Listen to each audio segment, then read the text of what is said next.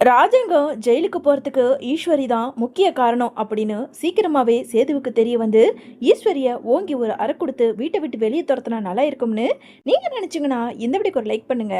வாங்க வீடியோக்குள்ள போலாம். ஏயா சேது, பாரியா, நீ வந்து கேட்ட கேள்வியில தமிழ்ச்செல்வி ரொம்ப வருத்தப்பட்டு இனி இந்த வீட்டுக்கே வரமாட்டேன், இந்த வீட்டு வரவே வேண்டான்னு சொல்லிட்டு அவ பாட்டுக்குன்னு வீட்டை விட்டு போயிட்டா. ஏயா இப்படி நடந்துகிட்ட?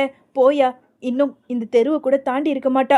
போய் மன்னிப்பு கேட்டு தமிழ்ச்செல்வியை வீட்டுக்குள்ள கூட்டிட்டு வா அப்படின்னு சொல்லிட்டு அப்பத்தா இங்க சேதுவை பார்த்து கேட்க, இங்க பாரு அப்பத்தா, இந்த வீட்டில் அவ இந்த வீட்டை விட்டு போனதாவே இருக்கட்டும், மறுபடியும் அவ இந்த வீட்டு பக்கமே வரக்கூடாது சொல்லிட்டேன். யாராவது என்னை மீறி போய் இங்க வீட்டுக்கு வான்னு சொல்லி அவளை வெத்தலை பார்க்க அழைச்சு இங்க கூட்டிட்டு வந்தீங்கன்னா அதுக்கப்புறம் நான் இந்த வீட்டில் இருக்க மாட்டேன். அப்பா ஜெயிலுக்கு போனதுக்கு காரணமே அவ தான். அவ இனி இந்த வீட்டுக்குள்ள வரவே கூடாது, எல்லாருக்கும் சொல்லிட்டேன் அப்படின்னு சொல்லிட்டு இங்க சேது ரொம்ப கோவத்தோட ரூமுக்கு போக, இன்னொரு பக்கம் இதை பார்த்துக்கிட்டு இருந்த அங்க இருந்த ஈஸ்வரியோ, ஏ சித்ரா, நாம திட்டம் போட்ட மாதிரி எப்படியோ அந்த தமிழ்ச்செல்வி வீட்டை விட்டு வெளியே போயிட்டா. இனி நம்மளோட சுதந்திரம் தான்.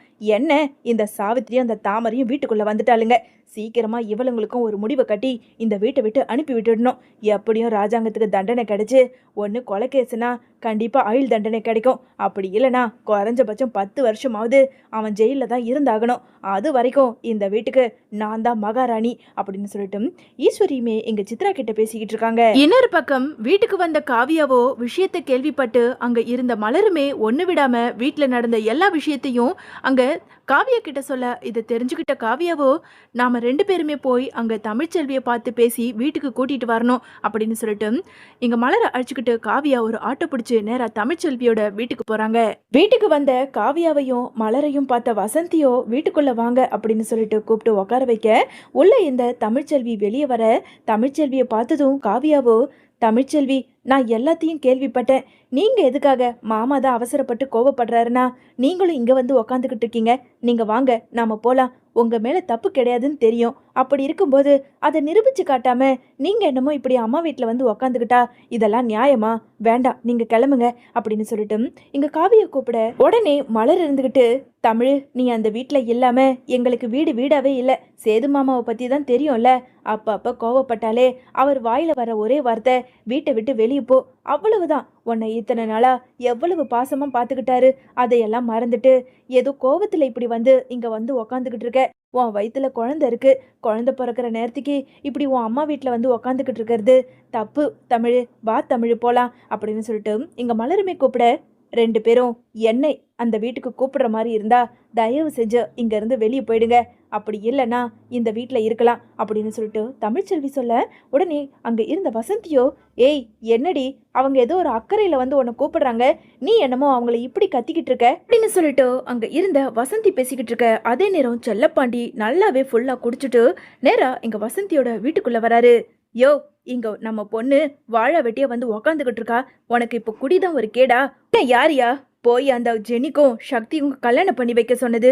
பாரு, நம்ம பொண்ணு இப்படி இருக்க நிலைமைய பார்த்து எவ்வளவு கஷ்டமா இருக்கு பாரு அப்படின்னு சொல்லிட்டு வசந்தி பேசிக்கிட்டு இருக்க. உடனே செல்லப்பாண்டி இருந்துகிட்டு, ஏ வசந்தி, இப்பயும் சொல்றேன், தமிழ்ச்செல்வி போன்ல இருந்து எனக்கு போன் வந்தது. தமிழ்ச்செல்வி போன் பண்ணலனா அவளோட போன்ல இருந்து எனக்கு எப்படி கால் வந்திருக்கும்? அந்த கால் லிஸ்டையும் நான் காட்டிட்டேன். தமிழ்ச்செல்வி கால் பண்ணியிருக்கிறது நீங்களும் பார்த்துருக்கீங்க. அப்படி இருக்கும்போது நான் எதுக்கு போய் சொல்லணும்? நான் உண்மையை தான் சொல்கிறேன். தமிழ்ச்செல்வியை என்கிட்ட ஃபோன் பண்ணி பேசுனா, இந்த மாதிரி ஜெனிக்கும் சக்திக்கும் கல்யாணத்தை பண்ணி வைங்கன்னு சொல்லிட்டு அந்த சக்தியோட ஃபோன் நம்பரையும் எனக்கு மெசேஜ் அனுப்பியிருக்கா, நீயே பாரு அப்படின்னு சொல்லிட்டு அங்கே செல்லப்பாண்டி தன்னோட ஃபோனை எடுத்துக்காட்ட, இதை பார்த்துக்கிட்டு இருந்த காவியாவோ, அங்கிள் ஒரு நிமிஷம் காட்டுங்க அப்படின்னு சொல்லிட்டு ஃபோனை வாங்கி அங்கே செல்லப்பாண்டியோட ஃபோனையும் இங்கே காவியா பார்க்க, அதில் தமிழ்ச்செல்வி கால் பண்ணியிருக்கிறதும் அந்த ஃபோனில் மெசேஜ் வந்திருக்கிறதையும் இங்கே காவியா பார்த்துட்டு, தமிழ்ச்செல்வியை, என்ன தமிழ், உன்னோட நம்பர்ல இருந்து தான் கால் போயிருக்கு, மெசேஜ் போயிருக்கு, இது கூட தெரியாம நீ என்ன முட்டாள் மாதிரி இருந்திருக்க அப்படின்னு சொல்லிட்டு இங்க காவியா கேட்க, நான் முட்டாள் தான், ஆனா சத்தியமா சொல்றேன், என்னோட போன்ல இருந்து நான் என் அப்பாவுக்கு காலும் பண்ணல, மெசேஜும் பண்ணல. ஆமா, அதுல என்ன டைம் இருக்கு, கொஞ்சம் பாரு காவியா அப்படின்னு சொல்லிட்டு அங்க இருந்த தமிழ்ச்செல்வி சொல்ல, உடனே காவியாவுமே கரெக்டா 10ல இருந்து 10:30 மணி வரைக்கும் காட்டுது. இங்க பாரு தமிழ், இந்த டைம்ல நீ அன்னைக்கு என்ன பண்ணிக்கிட்டு இருந்த, எனக்கு தெளிவா சொல்லு அப்படின்னு சொல்லிட்டு அங்க இருந்த காவியா தமிழ் தமிழ்ச்செல்வியை பார்த்து கேட்க, உடனே தமிழ்ச்செல்வி இருந்துக்கிட்டு நல்லாவே யோசிச்சு பார்த்துட்டு, நான் என்ன பண்ண போறேன், எப்பவும் வழக்கம் போல இந்த டைமுக்கு நான் குளிக்க போவேன். குளிச்சுட்டு வந்து கொஞ்ச நேரம் படிச்சுட்டு நான் படுத்து தூங்கிடுவேன். இதுதான் காவியா நடந்தது அப்படின்னு சொல்லிட்டு அங்க தமிழ்ச்செல்வி நடந்த விஷயத்த சொல்ல, இது போதுமே, அந்த வீட்ல உன்னை அந்த வீட்டை விட்டு அனுப்புறதுக்கு எத்தனை பேர் இருக்காங்க. அதுல இருந்து யாராவது கூட உனக்கு இந்த மாதிரி உன்னோட போனை எடுத்து உங்க அப்பாவுக்கு கால் பண்ணி இந்த விஷயத்த பண்ணியிருக்கலாமே. கண்டிப்பா அந்த வீட்ல தான் ஒரு கருப்பு ஆடு இருக்கு. அதை நான் கண்டுபிடிக்கிறேன். நீ கவலைப்படாத தமிழ்ச்செல்வி அப்படின்னு சொல்லிட்டு காவியா சொல்ல, உடனே மலர் இருந்துக்கிட்டு, என்ன காவியா சொல்ற? நம்ம வீட்லயா இருக்காங்க? ஆமா, நம்ம வீட்ல தான் இருப்பாங்க. அது யாருன்னு நான் கண்டுபிடிக்கிறேன். நீங்க வாங்க காவியா, தமிழ்ச்செல்வி நீங்க கவலைப்படாதீங்க. அம்மா தமிழ்ச்செல்வியை நீங்க பாத்துக்கங்க அப்படின்னு சொல்லிட்டு காவியா இங்க மலரை அழைச்சுக்கிட்டு நேரா ராஜாங்கத்தோட வீட்டுக்கு வராங்க. வீட்டுக்கு வந்த மலரோ, என்ன காவியா நீங்க உண்மையை கண்டுபிடிக்கிறேன்னு சொல்லி கூட்டிட்டு வந்துட்டீங்க. ஆனா நம்ம வீட்ல யார் அந்த சம்பவத்தை பண்ணியிருப்பான்னு நீங்க நினைக்கிறீங்க? வேற யாரு? அந்த ஐஸ்வர்யாவை கூட இருக்கலாம்ல. என்னது ஐஸ்வர்யாவா? ஆமா, அவ நிறைய மிமிக்ரி பண்ணுவான்னு நான் கேள்விப்பட்டிருக்கேன். ஒருவேளை தமிழ்ச்செல்வி குளிக்கிற நேரம் போய் கூட அந்த ஃபோனை யாராவது எடுத்துக்கிட்டு வந்து அந்த ஐஸ்வர்யா கூட அந்த செல்லப்பாண்டி அங்கிளுக்கு ஃபோன் பண்ணி கூட பேசியிருக்கலாம். கண்டிப்பாக இது நடந்திருக்கும். இதை கண்டுபிடிக்கணும்னா என்கிட்ட ஒரு பட்டன் கேமரா இருக்கு.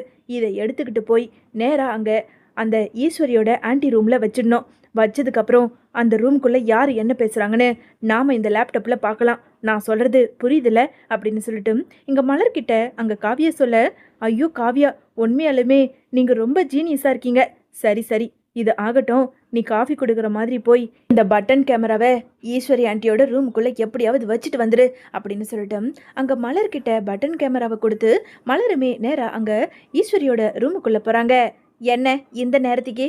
இல்லை, காஃபி இந்த டைமுக்கு நீங்கள் குடிப்பீங்கள, அதனால தான் எடுத்துகிட்டு வந்திருக்கமா அப்படின்னு சொல்லிட்டு மலர் காஃபி எடுத்துகிட்டு போக, சரி சரி கொடு அப்படின்னு சொல்லிட்டு அங்கே இருந்த சித்ரா ஈஸ்வரி கூட இருந்த ஐஸ்வர்யாவுமே காஃபியை வாங்கி குடிச்சுக்கிட்டு இருக்க.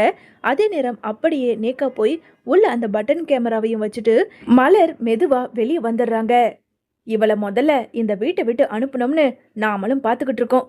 சரி, அந்த தமிழ்ச்செல்வி இப்போ தானே வீட்டை விட்டு வெளியே போனா, கூடிய சீக்கிரத்தில் இவளையும் ஒரு முடிவு கட்டி இந்த வீட்டை விட்டு அனுப்பணும் அப்படின்னு சொல்லிட்டு இங்கே ஈஸ்வரி பேசிக்கிட்டு இருக்க. அதே நேரம் அங்கே நீதிமான் ஈஸ்வரிக்கு ஃபோன் பண்ணுறாரு. இன்னொரு பக்கம் அங்கே வந்த மலருமே, நீங்கள் சொன்ன மாதிரி அந்த அந்த பட்டன் கேமராவை ஈஸ்வரி அம்மாவோட ரூமில் வச்சுட்டேன். சரி சரி, இங்கே வா, நாம் இந்த லேப்டாப்பில் அந்த ரூமுக்குள்ளே என்ன நடக்குதோ அதை நம்ம பார்க்கலாம் அப்படின்னு சொல்லிட்டு அங்கே இருந்த மலரை கூப்பிட்டு இங்கே காவியாவும் ரெண்டு பேருமே அங்கே ஈஸ்வரியோட ரூமுக்குள்ளே நடக்கிற விஷயத்த பார்த்துக்கிட்டு இருக்காங்க. இன்னொரு பக்கம் கால் பண்ண நீதிமானோ, அப்புறம் ஈஸ்வரி, அந்த வீட்டில் வேற என்ன நடந்துக்கிட்டு இருக்கு? எல்லாரும் ரொம்ப சோகத்தில் இருக்காங்க போல இருக்கு. நீ கவலையே படாத, அவன் எந்த காலத்துலேயும் திரும்பவும் வீட்டுக்கு வரவே மாட்டான். ஏன்னா நம்மளோட ஏற்பாடு அப்படி அப்படின்னு நீதிமான் ஈஸ்வரி கிட்ட ஒரு பக்கம் பேச, இன்னொரு பக்கம் அங்க இருந்த ஈஸ்வரியோ, நீங்க மட்டும் உதவி பண்ணலன்னா தலைவரே, கண்டிப்பா அந்த ராஜாங்கத்தை என்னால மட்டும் ஜெயிலுக்கு அனுப்பியே இருக்க முடியாது. ஐயோ தலைவரே, ரொம்ப பாராட்டாதீங்க. இந்த பாராட்டெல்லாம் முக்கியமா எங்க வீட்டுல இருக்க ஐஸ்வர்யாவை தான் சேரும். என்ன ஈஸ்வரி சொல்ற? ஆமா, ஐஸ்வர்யா மட்டும் அன்னைக்கு தமிழ்ச்செல்வி மாதிரி தமிழ்ச்செல்வியோட ஃபோனை எடுத்து அவளோட குரல்ல அந்த செல்லப்பாண்டிக்கு ஃபோன் பண்ணி பேசலன்னா இன்னொரு நாம நினைச்ச மாதிரி அந்த ராஜாங்கம் ஜெயிலுக்கு போயே இருக்க முடியாது.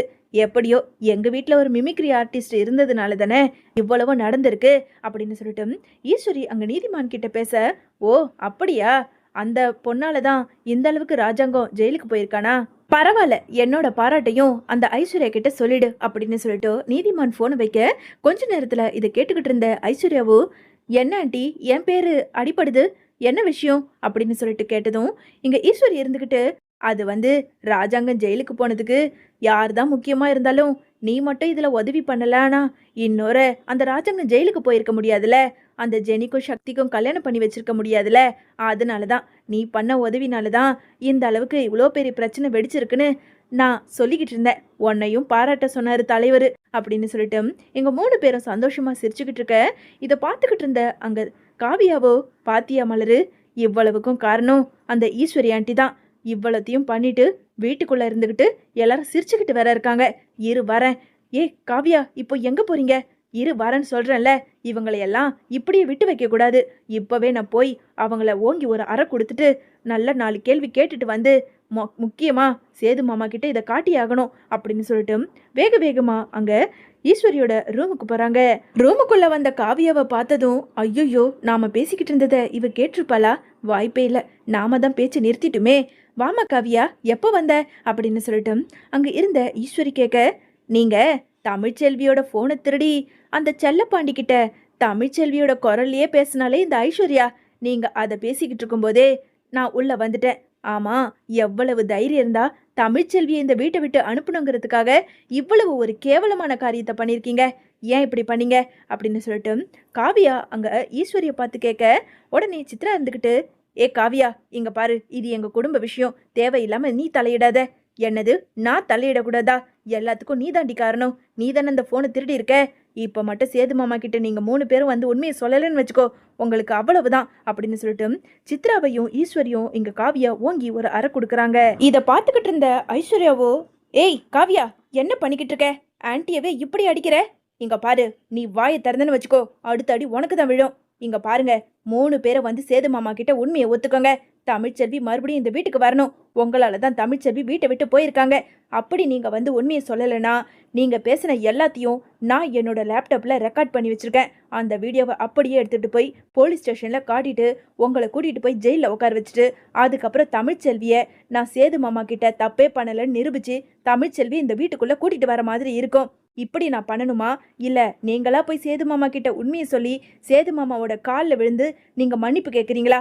இது ரெண்டுத்துல எதனா ஒன்று இப்ப நடந்தே ஆகணும் அப்படின்னு சொல்லிட்டு ரொம்ப கோவத்தோடவே காவியா அங்க ஈஸ்வரியையும் சித்ராவையும் பார்த்து ரொம்ப கோவத்தோடவே பேசிக்கிட்டு இருக்காங்க. வேற வழி இல்லாம உண்மையை ஒத்துக்கிட்டு தான் ஆகணும், சேதுவோட காலில் விழுந்தாவது மன்னிப்பு கேட்டுதான் ஆகணும் அப்படின்னு மனசுக்குள்ள முடிவு எடுத்துக்கிட்ட ஈஸ்வரியும் அங்க இருந்த சித்ராவும் நேரா அங்க சேதுவை பார்க்கறதுக்காக ஓடோடி போறாங்க.